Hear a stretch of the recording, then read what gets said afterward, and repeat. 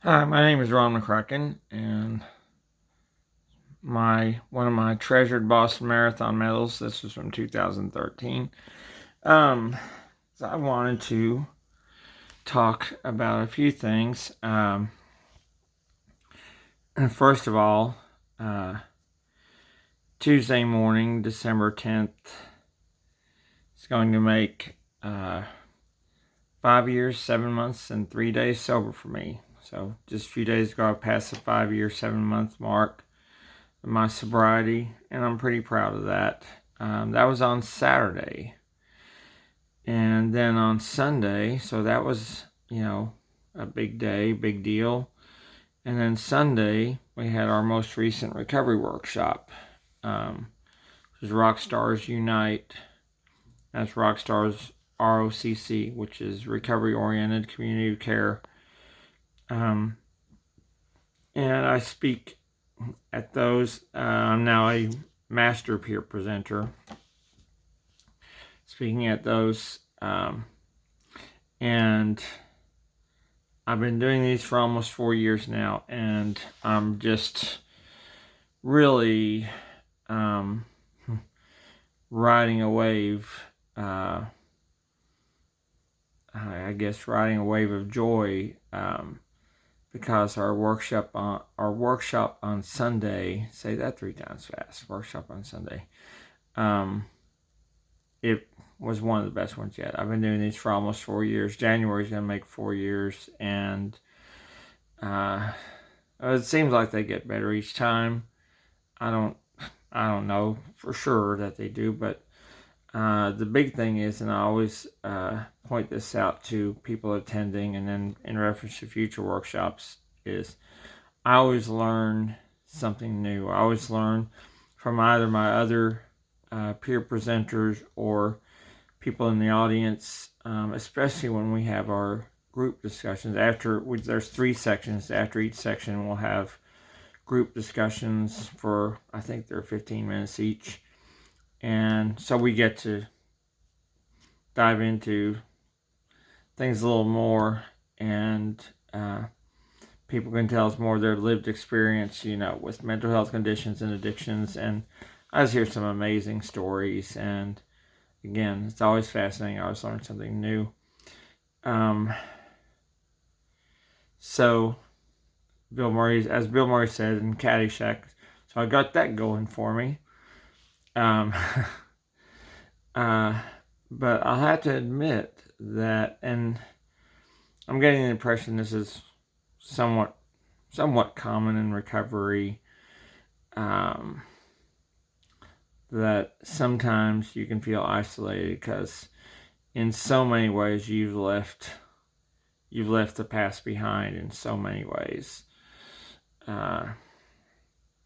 especially sobriety, but regarding your mental health too.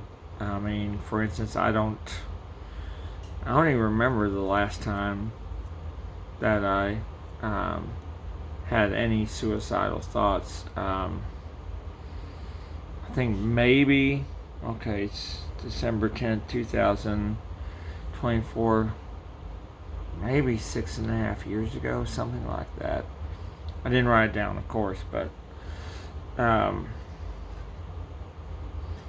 so I think that's significant too. But I wanted to talk about, again, celebrating that 5 year, 7 month anniversary, and also celebrating the workshop that I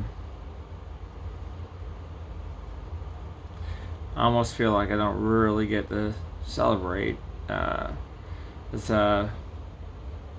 find out not everyone's as thrilled about it as I am, and that's okay. Everyone's got their own things in life going, but I want to talk to people in recovery, or people who are thinking about getting sober and going down that recovery road, that what you have to do is really just focus on your own journey. Something that my therapist reminds me of, and so does Dr. Guillory, the director of our workshops, the director of our recovery workshops, that they reminded me to think about how far I've come. And when I do that, like even now just making this video, when I do that, I kind of have to catch my breath, because even when I tell people 5 years, 7 months sober, sometimes it almost seems like I'm talking about someone else. And I don't know if that's imposter syndrome or not, but I'm always a little surprised about it. And maybe that's a good thing. I'm certainly not taking it for granted. But, focusing on the good things,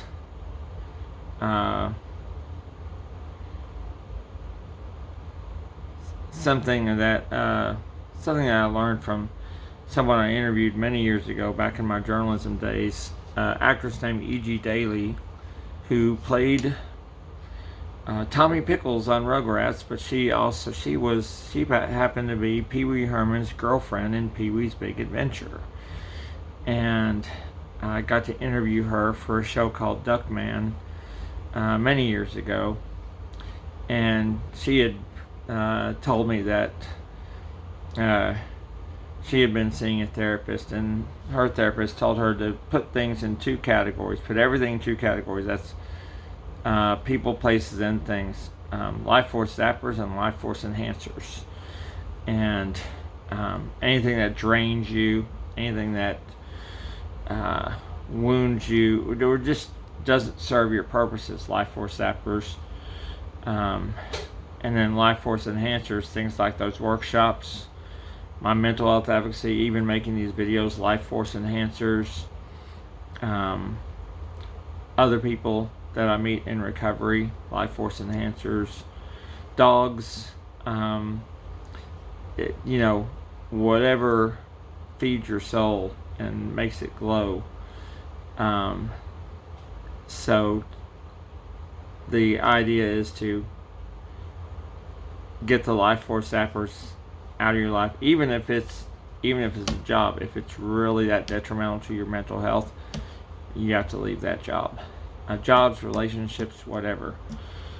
And then Life Force enhancers, move heaven and earth to get those and keep those in your life. And again, like I said, I feel like when I hit a high like that this weekend, and a natural high, I should stress, both with the sobriety anniversary on Saturday, and then on Sunday, speaking at that recovery workshop, and then also listening to the other two presenters. I did part one, and then listening to the other two presenters who did a incredible job. That maybe that's my celebration, riding that natural high. It was 2 such great days. And then, I guess maybe it's like after a team wins the big game, or a runner wins the big race, the next couple of days might be a little bit of a letdown. I can identify with that as a runner. So you have to pick out those things and focus on that, and ignore all the naysayers, ignore all the bullshit, and just focus on what you're doing. Like for me, Monday's run made 307 days on my running streak. Making another mental health video. I'll continue to make these. And focus on my sobriety, of course. So I wish there was a magic formula. Even when you don't feel supported, maybe I should say, especially if you don't feel supported, well, then that's when you really have to focus on what you're doing. Because that's what you can control.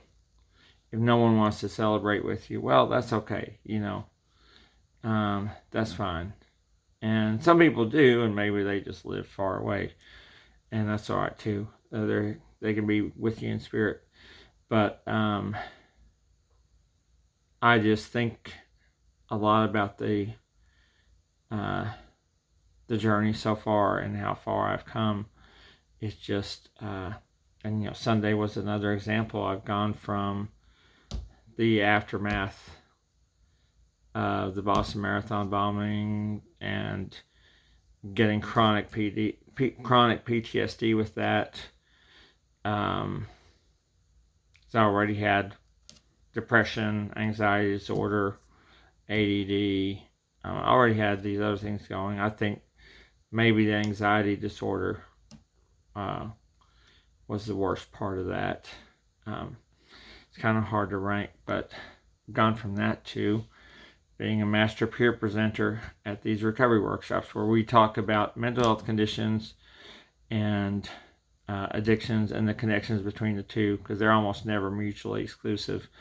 And like a lot of people, I was using alcohol to self-medicate, and that never goes well.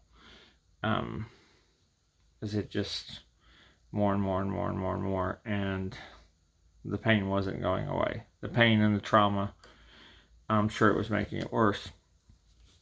Something that I bought for myself, and by the way, I'm wearing my special Boston Marathon scarf from 2014. These were handed out to us.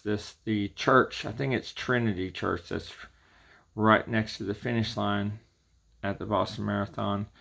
The ladies at that church, they put out a call after the bombing. They put out a call around the world for people to make scarves for the returning runners in 2014, and 7,000 people around the world made these handmade scarves for us, the official colors of the Boston Marathon, blue and yellow, and attached a card of who made it and what town they were in. Mine, nice lady in Romeo, Michigan, made mine. And the thing is, all 7,000 of these scarves, they're all unique. They're all, my friend Ron Little, I'll show you my Team Ron Little hat. My friend Ron Little, who passed in August, I think it was August 12th, great friend that I met at the 2007 Boston Marathon. And then from 2007 through 2017, my last Boston Marathon, we shared a lot of terrific experiences. And you see how I'm already looking at all the blessings that have come my way. And then, well, there's just, some great memories. Something that I did just recently, there's a friend of mine who has her own candle business, and on social media, I think Instagram is Angsty Addie, ANGSTY ADDIE, two separate words, Angsty Addie. Anyway, I bought this candle from her. It's called Sober Glow. I think it's on the video here. I think it's going to appear backwards, but it says Sober Glow, and all of her candles, as she pours on, they're all handmade. She makes them at home, pours the wax at home. They all have these funny sayings like Sober Glow, so forth. A lot of witty sayings, but this is very special to me because I was nearing yet another sober anniversary, and I wanted something special. This fit the bill. Now I've burned through it already, unfortunately, but I'm going to buy a couple more from her in the very near future here.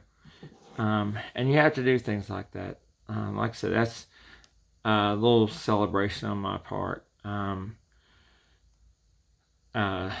little over about a week and a half ago, my friends Hard Night Stay, Beatles tribute band here in Dallas, Texas, they played their big show at the Granada Theater, and I went to that. I was treated to a free ticket, a terrific free ticket for that show, and that was only my second sober concert. Only the second time I've ever been to Granada Theater in Dallas sober, and I've been in that theater hundreds of times.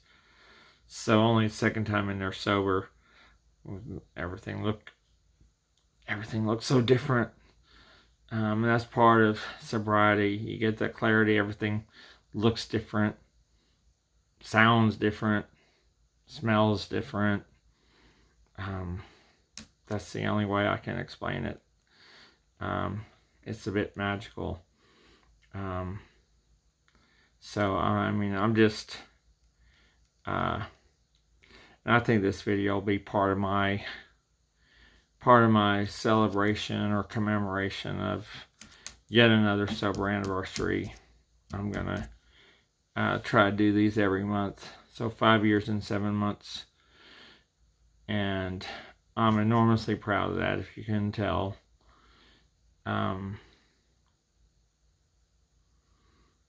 Trying to think here. Oh, something that we talked about towards the end of the recovery workshop was what does recovery mean to you? And for me, a large part of that is it means, aside from me being very mindful of it and grateful for it, part of that means not leaving anyone else behind. I'll never forget how lonely and isolating and terrifying my journey was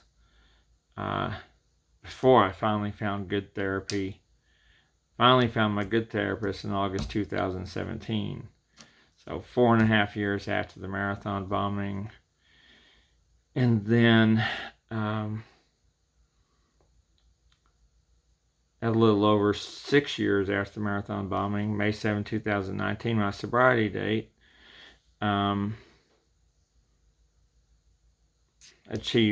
started my sobriety. And then, not coincidentally, I think, July of 2020, I finally forgave Jahar Tsarnaev, the surviving Boston Marathon bomber. And that was all quite the journey. And it was a huge part of my recovery to forgive him. Speaking of huge parts of recovery, I'm missing the Zooster. I'm missing my Zooster, my terrific dog. And you've seen him in most of my videos, the Zooster Rooster.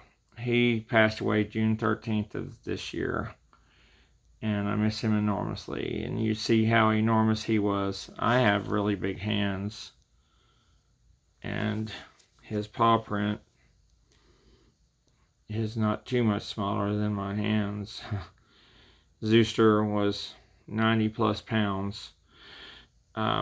He was my giant white hero. He was officially my emotional support dog, and so much more. And he played a gigantic role in my recovery as well. And just thinking about how lonely that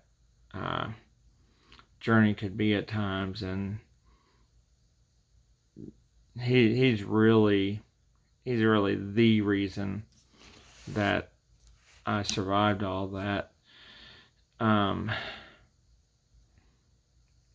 That I got my recovery going and kept it going. But I'll leave you with a Nietzsche quote that I shared at the workshop on Sunday. And this really encapsulates my recovery, and I think it probably does for a lot of people. And it says, "Throw roses into the abyss and say, 'Here is my thanks to the monster who didn't succeed in swallowing me alive.'" And that's really encapsulates that darkness you can feel before you've reached recovery. I'll repeat it once more. Throw roses into the abyss and say, "Here is my thanks to the monster who didn't succeed in swallowing me alive." And here I am as proof of that. And just want to share this with anyone who might be struggling with their recovery, whether it's mental health aspect of it and or the addiction part. Again, they're almost always linked together in some form or fashion. Just stay focused on what you can control, and look for the silver linings. Look for the rays of light, the rays of hope, and that's what you have to do. That's what you have to do to keep moving forward. As I mentioned in my last video, that the sun comes up tomorrow, the sun rises tomorrow, whether we're ready for it or not. Sometimes we might not be ready for it, but it's going to. So just stay focused, stay mindful of your own mental health, and I'll talk to y'all next time. And meanwhile, keep that sober glow. Floating a little bit in this light. Keep that sober glow. All right. Y'all take care. And I'll show you my lucky 2013 Boston Marathon medal again. All right.